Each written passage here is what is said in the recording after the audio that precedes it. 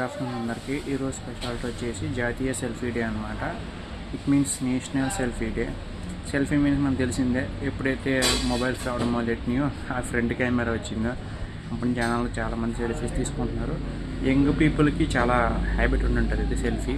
అట్లా సెల్ఫీలు తీసుకొని పైకి పోయిన కూడా చాలామంది ఉన్నారు. నేనైతే ఎవరిని ఎక్కట్లేదు, కానీ మనం చేసే పనులు కొంచెం శ్రద్ధతో మనకి చుట్టుపక్కల ఉన్న చూసుకొని చేయాలన్నమాట.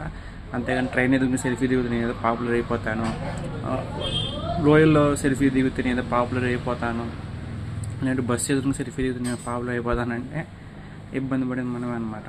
అవి గుద్దితే మనం పైకి పోతాం, లోయల నుంచి పడిపోతే మనమే పోతాం, నీళ్ళ దగ్గర నుంచి ఉంటే అవి నీళ్ళు తాగితే మనమే పోతాం.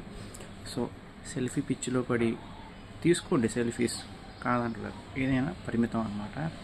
ఇంకా అదే పిచ్చి పనిగా పెట్టుకుంటే సంకన అయిపోయేది మీరే. సో ఈరోజు సెల్ఫీ డే సందర్భంగా నేను చెప్పదలుచుకుంటే రోజుకో సెల్ఫీ తీసుకోండి. అండ్ అదే పనిగా అయితే తీసుకోమాకండి. సెల్ఫీలు పిచ్చిలో కూడా మీ జీవితం సంకనాకి ఇచ్చుకోమాకండి. దేనితో పాటు దానికి అడ్డం వెళ్ళమాకండి.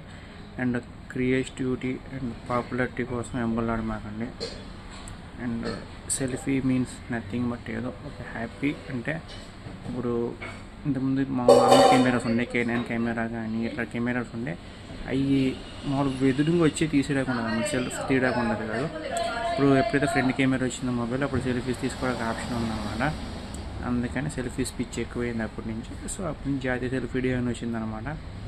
సో సెల్ఫీస్ తీసుకోండి, ఏదైనా సరే పని చేయండి, అది మితంగా చేయండి. ఇంకా అదే ధ్యాస మీద పెడితే మీరు సంకన అయిపోతారు, మీరు ఇబ్బంది పడతారు అనమాట. Thank you so much.